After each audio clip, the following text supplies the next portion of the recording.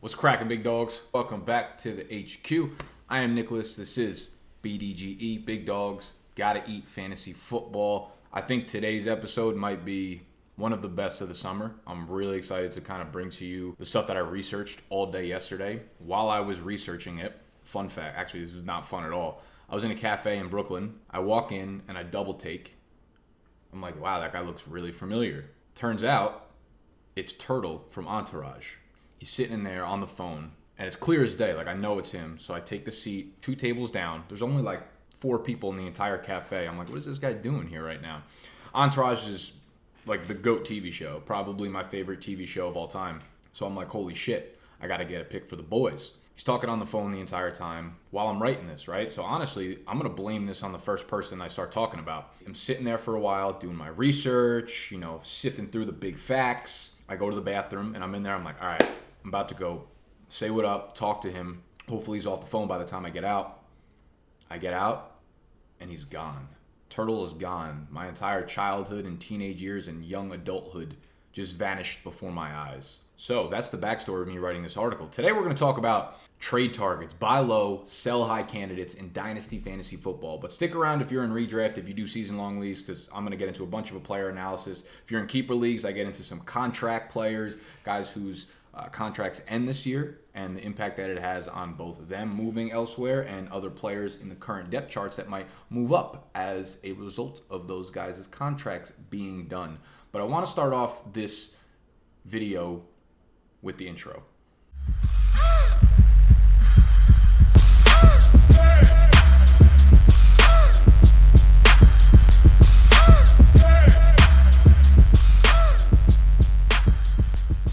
For real, I want to start off this video with a little strategy tip that I like to use when getting into a Dynasty startup. So I know a lot of you guys are probably new to Dynasty. This might be your first year playing.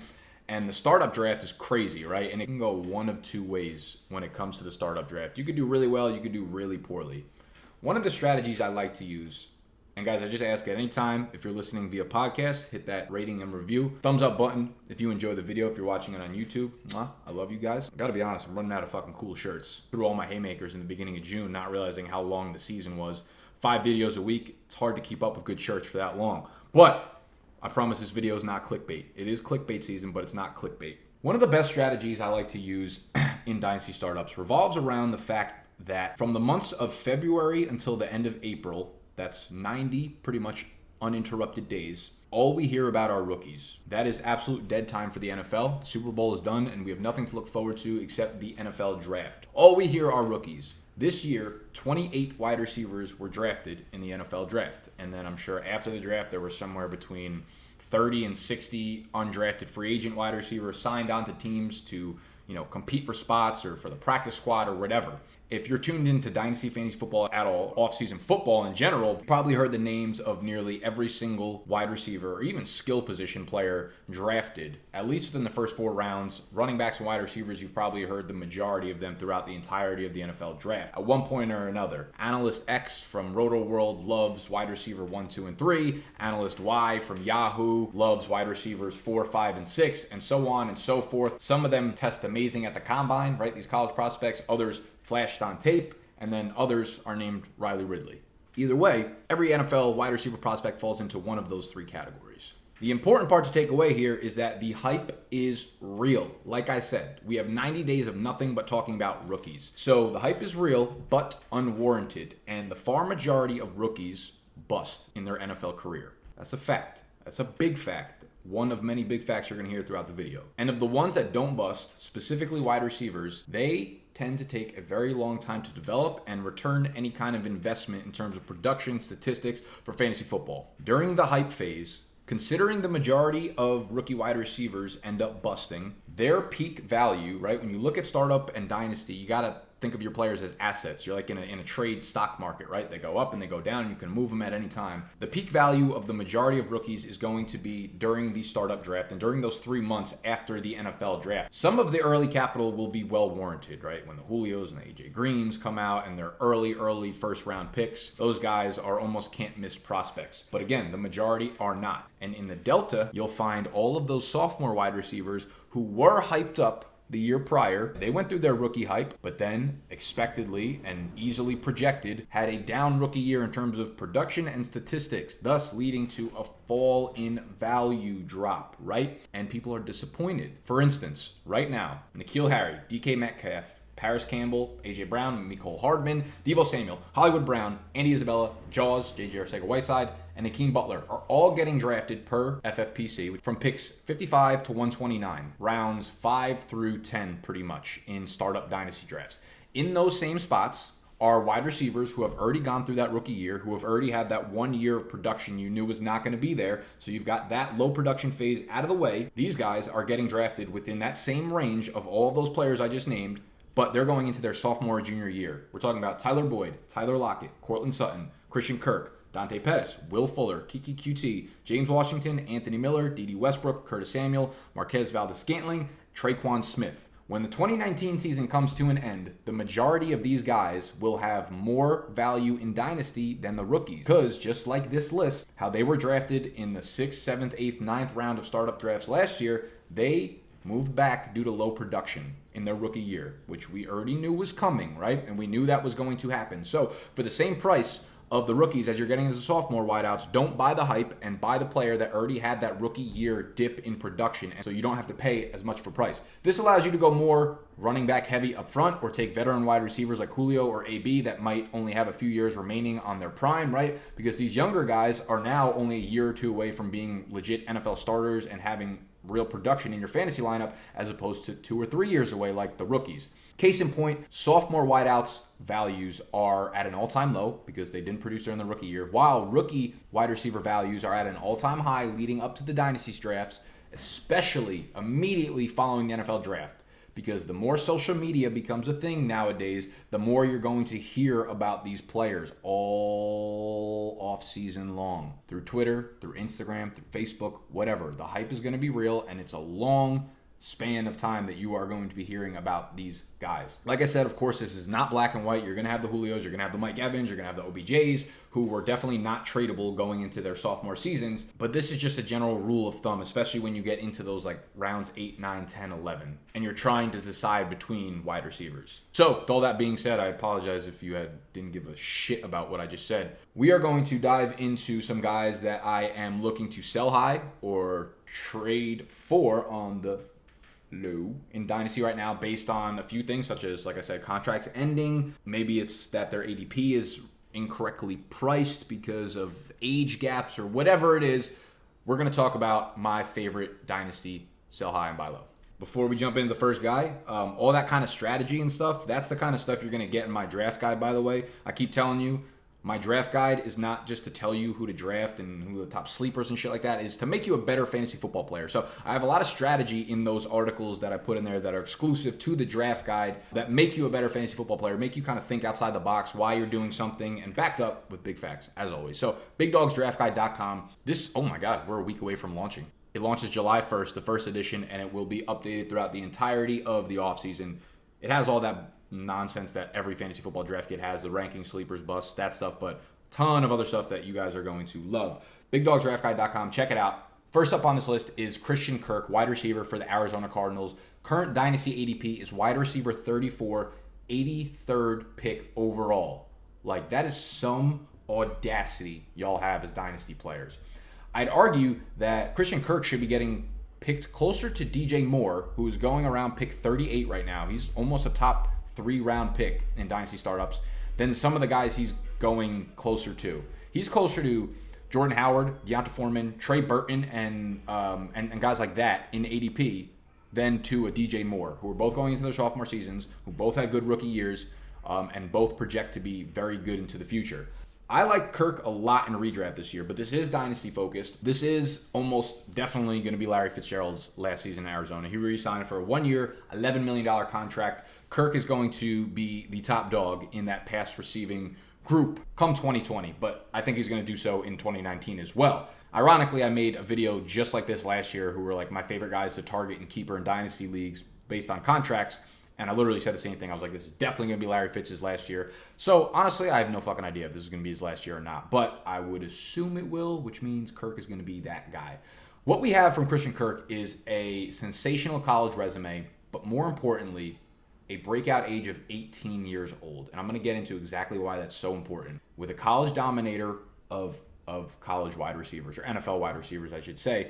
And college dominator is the percentage of his college team's receiving stats that he accounted for, right? We're hearing more and more about college dominator and breakout age to identify wide receiver prospects, right? Especially for Dynasty fantasy football. So I wanted to dive in a bit deeper and give the profile of Kirk a little more context and just how good it really is. So what I did was I went and exported every wide receiver that's played in the NFL over the last 6 years, because the source that I exported it from only had the last 6 years, which goes back to 2013. So 2013 through 2018, and what I found from the results were pretty staggering. I wanted to filter down very young breakout ages. And again, this goes back to the point that, Christian Kirk, breaking out at the age of 18, having your big breakout college year, and don't go by, when you're looking at things like this, when you're trying to figure out breakout age or, was a player good when he was young, do not look at freshman, sophomore, junior year and things like that, because there's players who missed years, there's players who are old for their age, there's redshirt years. Always go by the pure age of the player. When you're that age, 18, as opposed to like Hakeem Butler, who broke out in his senior year or whatever at the age of like 21 or 22, that's 3 or 4 years of like a young man's body developing and just getting stronger and faster and having more chemistry with the quarterback, whatnot. So I wanted to make sure I filtered this down specifically to guys that were like Kirk and see how they projected into the NFL success-wise. I filtered down breakout ages of 19.0, so 19 years of age or younger, that had a college dominator in the top 1/3 percentile, 67th percentile or better. And furthermore, I wanted to break it out into wide receivers that went to Power 5 conferences. We see a lot of talk about college dominator and young breakout age. The majority of guys that fit all those criteria but end up busting come from schools that were not in the Power 5 conference. Using this criteria, as Microsoft Word ABC spell check this to criterion, we're going to be smart as fuck in today's episode. Using this criterion, that narrows it down to about 23 to 25 wide receivers in that 6-year span. It was 23 to be exact. 4 of those wide receivers were undrafted free agents or went in the 7th round. The rest were 5th round or earlier, so we could also narrow it down to draft capital. We have young breakout age, really good in college dominator, went to a Power 5 school, and were picked with decent draft capital. Here are the names that ended up on that list: Dez Bryant, Hakeem Nicks, Larry Fitzgerald, Keenan Allen, Paul Richardson, DJ Moore, Amari Cooper, Sidney Rice, Tyler Boyd, Jordan Matthews, N'Keal Harry, DeAndre Hopkins, Brandin Cooks, Earl Bennett, Kenny Britt, Stephon Diggs, Allen Robinson, and guess what? The man Christian Kirk. Like, did y'all hear that list of names? Of the 15 that weren't a rookie last year or are going to be a rookie this year, 13 of the 15, 87% of them have at least 1,000-yard NFL season on their resume. And some obviously have far, far, far, far more, right? We have heavy hitters on there. I'm talking about DeAndre Hopkins. We're looking at Amari Cooper, Larry Fitzgerald, Dez Bryant, Keenan Allen, like really, really, really good players.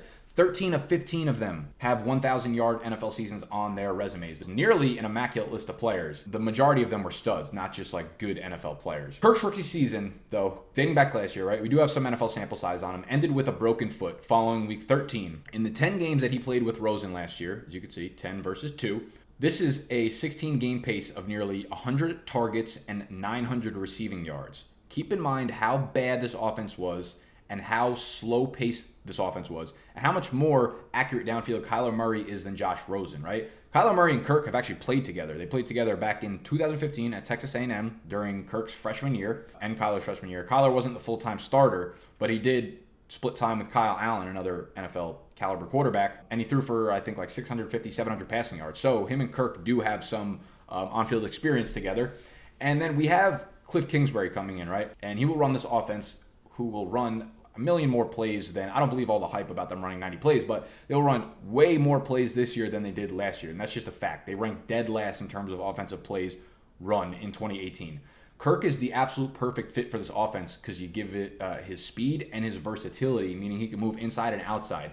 You look at like the air raid offense, right? He'll be running on the outside, but they use 2 outside guys, 2 inside guys running in the slot. And given his 4.4 speed, he can move around and gain separation no matter where he is on the field. They use this like mesh style of offense where they're running a lot of just like routes right across the middle, and that's so perfect for Christian Kirk. But he played a lot on the outside last year. He played 71% of his his snaps. He ran 71% of his routes from the outside, only 29% from the slot because Larry Fitz was there. But since they're opening up multiple slot positions this year with Cliff's offense, he will be moving all over the field. He's also a very good playmaker down the field. He had 100% of the Cardinals' touchdowns of 40-plus yards last year. There's only 2, but he had all of them. 100% of the market share. Speaking of market share, monster market share report in the Big Dogs Draft Guide. Everything rushing, receiving, goal line, red zone, anything you want to know is in there. An awesome tool we put together. I've been working super hard to put it together, but you can find it in there. Christian Kirk had 20.4% of the overall targets in the Cardinals offense when he was on the field last year. That's a great number for a rookie and was super successful against all types of coverages, right? Using Matt Harmon from Yahoo's Reception Perception. This is a tool that he puts into the Fantasy Footballers Ultimate Draft Guide each year. Also, if any of you happen to be going to the Fantasy Footballers live show in New York City at the Gramercy Theater on Saturday, myself, Snacks, and Animal will also be attending. We're going to do a live meetup beforehand at some bar. I'll let you know which bar specifically. We'll drink some margaritas and we'll go talk some shit. Drop a comment down below if you happen to be going to that. But back to it. Christian Kirk had an 82% success rate versus zone coverage and nearly a 70% success rate versus man coverage as a rookie. Like I said, he's versatile as shit. He could do it all. There's a reason his closest player comp on playerprofiler.com is Stephon Diggs. This offense is going to open him up, and that's all we're hearing out of camp so far this entire summer, right? He's been the best wide receiver easily of the group. Cliff said he's caught on to the crazy air raid offense very quickly. Like I said, no surprise because he came from Texas A&M that ran a somewhat similar style of, up-tempo, fast-paced offense. I don't listen to a lot of coach speak, but during this time of the summer, when there's smoke, there's usually fire. When you're hearing it from multiple sources, the same thing over and over and over and over again, coaches, beat reporters, teammates, GMs, whatever, there's usually something there. I absolutely love Christian Kirk. The young breakout age, the high college dominator rating, his promising rookie year, the new offense. Grab Kirk while you can right now. Please, please, please, please, please, please do. Another young wide receiver that I very, very much suggest you try to go grab is Brandin Cooks, wide receiver of the Los Angeles Rams. Right now, he's currently the 15th wide receiver overall, taken in Dynasty startups, 36th overall pick. Borderline beginning 4th round pick. Wide receiver 13, wide receiver 12, wide receiver 8, wide receiver 14. 13, 12, 8, 14. Those are his fantasy football finishes over the last 4 years. He's currently being picked as the 15th wide receiver off the board in Dynasty startups at the age of 25. He finished better than that ADP during his 21, 22, 23, and 24-year-old season, people. Put that together. Brandin Cooks has one less 1,100 total yard season than Keenan Allen, Diggs, Cooper, Kenny Golladay, Edelman, Doug Baldwin, Corey Davis, Tyler Lockett combined. Cooks is literally just 2 months older than Kenny G and Stephon Diggs. Cooks has 4 1,100 total yard seasons. Those two have 0 combined, but they're going to be getting picked, if not earlier, around the same exact pick as Brandin Cooks. And I looked this up. Since the year 2000, my numbers didn't go back further. I was later corrected on Twitter. Thank you, all you Twitter fiends. There have been 87 individual wide receiver seasons hitting 1,100 total yards since 2000, while that wide receiver was under the age of 26. Brandin Cooks is literally the only player to do that 4 times. I know I've been corrected. Randy Moss also did it, but since my numbers only went back to 2000, he did it in the years 1999, 1998, whatever. So it's Brandin Cooks and it's Randy Moss. The list of players that have done it 3 times: AJ Green, DeAndre Hopkins, Brandon Marshall, Larry Fitzgerald, Michael Thomas, Mike Evans, OBJ. Did you hear that name? Those names? I'm going to repeat it. AJ Green, DeAndre Hopkins, Brandon Marshall, Larry Fitzgerald, Michael Thomas, Mike Evans, OBJ. Every one of those wide receivers is elite. A perfect example, Brandin Cooks, of why breaking out early in college is a predictive statistic. Because when you break out at 18, like Brandin Cooks or Christian Kirk, you don't need to come into the NFL with years of development in your path, right? You're already probably a great receiver based on raw talent. Because if you do it at age 18, while you're playing in college against other guys who are 19, 20, 21, you're probably just way more physically talented. So by the time you get to the NFL, you've kind of grown into your body. By the time you develop into your prime, you're probably only like 23 or 24 years old. So why is he going at wide receiver 15 when his worst fantasy finish over the last 4 years was wide receiver 14? And you hear people complain about Cooks' consistency, his up and down play, right? His boom or bust potential. And I get why people have that notion, because when you think of Cooks, you think of speed. When you think of speed, you think of deep balls. When you think of deep balls, you think of boom or bust and highly inconsistent. It makes sense. Last year, Cooks had basically 2 bad games, 2 really like bust games that were at Denver, at Chicago. Goff was awful in those. I know you guys probably thought I was going to say awful in those, so fuck you for thinking that. Outside of those 2 games, though, sure, there were weeks where he wasn't elite. He scored double-digit fantasy points in 9 of 15 games, so 60% of his games, 5 separate games of 19 or more fantasy points. The remaining 4 games were between 7.7 and 9.8 fantasy points. So yes, you don't want a game where he scores 8 fantasy points, but that's not a complete bust game when you're getting double-digit fantasy points in 60% of the games. And also 5 games of 30-year games are 19 fantasy points or above. Those were not weak killers whatsoever. So at wide receiver 15, you're not finding a guy that doesn't have a handful of bad games, right? All the guys going around him are going to have bust games for sure. And you have maybe like Julian Edelman, actually not in Dynasty, so that's just redraft. With Cooks, you're not hoping on hypothetical upside with the other guys that you're drafting around his ADP. This guy has gone for 1,100 yards in 4 straight seasons. We already know that's his floor. In 2018, he set a career high in receptions with 80, receiving yards with over 1,200. And best of all, he only had 5 receiving touchdowns last year, which is bound for positive regression because the last 3 years prior to that, he's averaged 8 touchdowns a season. So I think that number goes back up. And you might think, Cooper Kupp being healthy, coming back onto the field will lower Cooks' ceiling. 1, Cook tore his ACL in week 11, so he's not going to be full health until like a month into the season probably. 2, that's just fake news. Look at the per game numbers. When Kupp was on the field, was in the lineup versus when he was not. Brandin Cooks, 8.8 targets, 7 receptions, 115 total yards, and a touchdown every other game. 18 half PPR fantasy points per game with Kupp in the lineup last year. He was awesome when Kupp was on the field. Again, I go back to the fact that he's already had all his production in the NFL, but he's just 25 years old. And we know his floor, which is quite high. And I'm not sure we've seen his ceiling yet. Like the age apex for wide receivers usually starts around 24 or 25, right? And lasts through the age of 29. Cooks could very well be on his way up statistically in an offense that's poised to continue its, McVay-led domination. Gurley's knee up in the air. We don't know his status. We don't know if he's going to get less volume. We don't know if he's going to get hurt. I'm betting the Rams' aerial assault is going to be wheels up, and it's wheels up for the Los Angeles Rams' alpha wide receiver. Yes, he is the alpha there in 2019.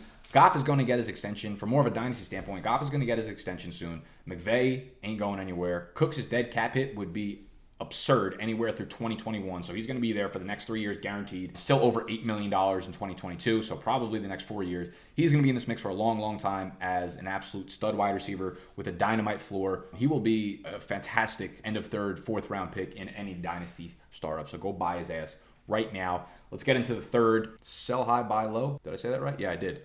Before we do that though, make sure that if you're enjoying the video thus far, you hit that thumbs up button down below. All you got to do is scroll down like for 2 seconds. It don't really take that long. And if you're listening via podcast, all you got to do is swipe up, swipe your little finger up. You see the pause, you see the fast forward, back rewind. You could rewind and re-listen to it again if you want, but swipe up and you could leave a little 5-star rating and review. Appreciate that. So subscribe to the channel if you're new, all that stuff.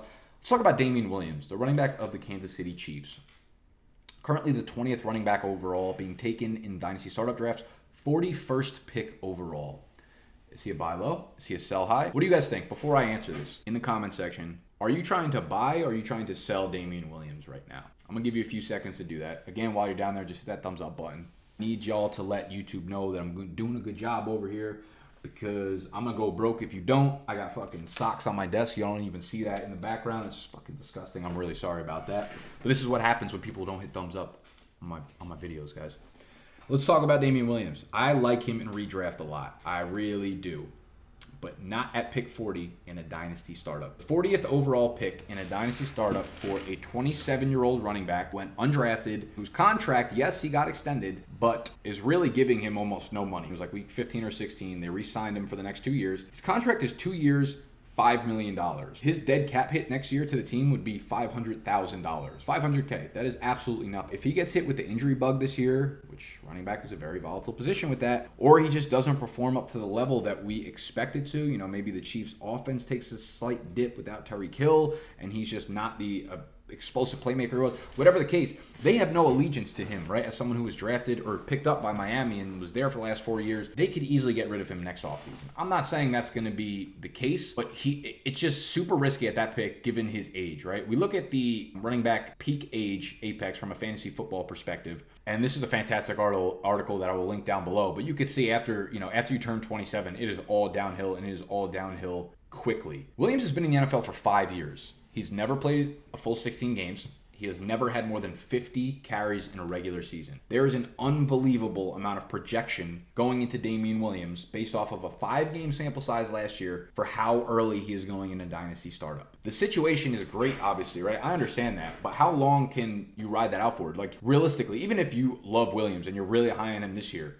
you think he's going to be the workhorse in Kansas City for the next 2 years, for 2 straight years? Highly, highly unlikely. And if you're picking someone in the 3rd, 4th round, when you can get Brandin Cooks at the age of 25, probably for the next 5 years as a stud for the Rams, or you can get Damien Williams for hopefully 1 really good year, I don't think the choice is really that difficult. Again, I like Williams in redraft, probably as an RB1 this year, but it's highly doubtful that he extends that past this year. If he's not the absolute workhorse in Kansas City, his value dips. It's hard to imagine his value going much further up from where it is right now. And the other problem is, it's not that I think being 27 is a huge problem, because realistically, that's not that old. By the time that 2-year contract is up, assuming that he plays really well, or if his play starts to dip off by the end of 2020, which is very likely to happen, he'll be 29 by the time he's looking at a next contract. So it's not like he's going to be 24 or 25 and he'll get a shot somewhere else to be the guy or compete. Like, this is the best situation you're going to find yourself in. I think he's a long shot to do anything beyond this year, really. So if you're picking at 40, you need to be picking someone for more than just 1 year. I just got him in one of my dynasty startups, in the Go Fade Me dynasty startup, but I also got him in the 6th round of a 12-teamer. In the 6th round, I'm fine with that, with someone who has like very high RB1 upside for this year.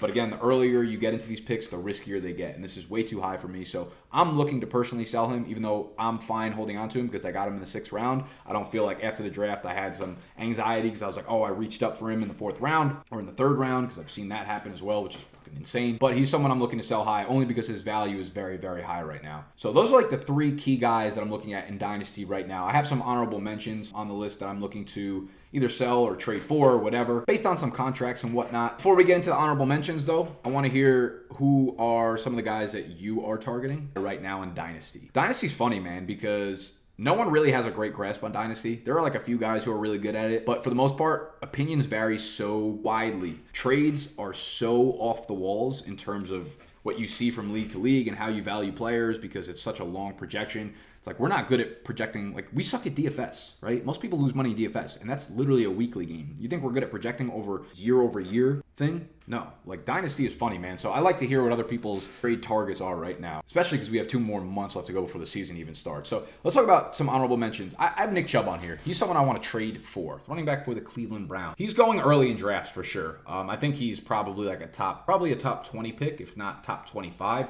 which I think is a great value if he goes that far into the draft. The reason I put him on a trade for or a buy low status is because I think people are like really buying into this whole Kareem Hunt thing. And that's literally just a short-term scare, and barely a short-term scare because Chubb's by himself for 8 weeks. I think he's literally going to get you into the playoffs. He's going to get your fantasy team into the playoffs because of the workload and the production he's going to have in the first 8 weeks of the season. Hunt will come back, and he might, like I said, it is a short-term scare. He might stunt Chubb's production for your fantasy playoffs possibly, but Hunt's going to do fine when he gets back because he's a great young running back, and then someone else is going to sign him in the offseason for a 3-year, $30 million contract because he's 22, 23, just won a rushing title. It's not going to be the Browns. They already have Chubb on a rookie deal. They're not going to sink money into the running back position. Just put big money into OBJ. They're going to have to do a ridiculous contract for Baker Mayfield. Jarvis Landry has a crazy contract. Even Njoku's contract is coming up soon. So they're not going to do it for a secondary running back piece. He's going to be gone, and then you're going to be able to ride Nick Chubb as a workhorse for the next 4 years. Next year, when Hunt is gone, Nick Chubb is probably going to be a first-round dynasty startup pick. We'll put it that way. And we look at some notable wide receivers on the last year of their contract. AJ Green, Amari Cooper, Larry Fitz, Tyler Boyd, Robby Anderson, Tyreek Hill. I'm not really going to go into depth on most of these guys in terms of like what it means for all their teams, but you guys can kind of be the deciding factor. I think Amari Cooper will get an extension from Dallas. Larry Fitz is probably going to retire. AJ Green is an interesting one because I think if the Bengals re-signed him right now to a long-term deal, they'd be fucking idiots. Or they could re-sign and trade him, or they could just straight up trade him for some draft capital to a team that is, on the rise towards a playoff run. Like maybe midway through the year, the Bengals are kind of out of contention already and they're 4-6 or something, and then they want to, deal Green to a team that will give a 3rd or 2nd round pick or something like that. So I could see that happening. Robby Anderson is a really intriguing one to me because I just don't know what to make of Robby Anderson. I'd love to hear your guys' thoughts on Robby Anderson for redraft and for Dynasty because I like the connection we saw between Robby Anderson and Darnold towards the end of the year. I don't trust Adam Gase fucking for a second running that offense. He was so bad in Miami. Like, you can't overstate how bad that offense was with him running the show there. I mean, Darnold is still young. He looked very raw at times. Robby Anderson, I still kind of feel like he's a one-trick pony. I don't know if he's like the number one receiver that we want him to be. And he is 26, so it's not like he's necessarily... First of all, he never really broke out. He had a couple good seasons, but like, again, Brandin Cooks, before he turned 26, 4 years of 1,100 yards. Robby Anderson, 26. We're hoping on a breakout, right? So that's like my concern there. Michael Thomas is about to get a monster fucking extension. Tyreek Hill, I have no idea. I'm not even going to talk about it. Then we talk about some notable running backs on the last year of their contract. Lamar Miller, Derrick Henry, Kenyon Drake, Austin Eckler, Matt Breida, and T. Rich the God. And thank you, Mike Wright, for Melvin Gordon. I knew Melvin Gordon was going to be a free agent, but he's going to get an extension. So I didn't even put him on the list. Lamar Miller is intriguing from the standpoint of Foreman is probably a good draft pick in Dynasty if you can get him at a good value. I do think the Houston Texans will end up using early draft capital on an absolutely studded running back class in the 2020 class. One of my write-ups in the Dynasty draft guide that's also available on BigDogsDraftGuide.com. We have two. We have the season long and we have the Dynasty. The Dynasty rookie one has been out already for a month and a half, 2 months. The season long is the one that comes out in a week, but you can get both of them in a package. One of the articles I wrote were the top 5 running backs for the 2020 class, right? Because if you're in Dynasty, you got to know these things. You got to know which draft capital to be moving and shit. There are like 5 legitimate guys who are probably could have been the 101 in this year's class. They've already had really productive running back seasons, way more productive than Josh Jacobs has ever had. Tribute in the passing game. You have to see what their combine is, but I think Houston probably goes early in the draft to get a running back next year. Derrick Henry, that's an interesting one. Who knows where the fuck he's going to fall? Probably might get an extension because he's so young. Kenyon Drake could end up in a different offense and maybe they utilize him more. Maybe they utilize him less. Who knows? I like Eckler. I like Breida. Both of them are, second tier running backs or secondary running backs in their offenses that could end up in other very good offenses and maybe share the same role, maybe get extensions. Kind of throwing this out there. I don't have a lot of analysis to back it up right now because I didn't dive too much into the research because I did so for so long on those other guys. Just good knowledge for you guys to know if you have them, maybe you're looking to sell them or maybe you're looking to buy these guys. Definitely do not fucking buy Lamar Miller. Yeah, with all that being said, that is the end of the video. Oh, please tell me you were in focus for some of that. I hope you guys enjoyed. If you did, again, I just ask that you hit that thumbs up button, subscribe to the channel if you're new. We're covering shit like this every day, 5 days a week leading up to the season, into the season. Go cop the draft guide, BigDogDraftGuide.com. I love y'all. I'll see you tomorrow.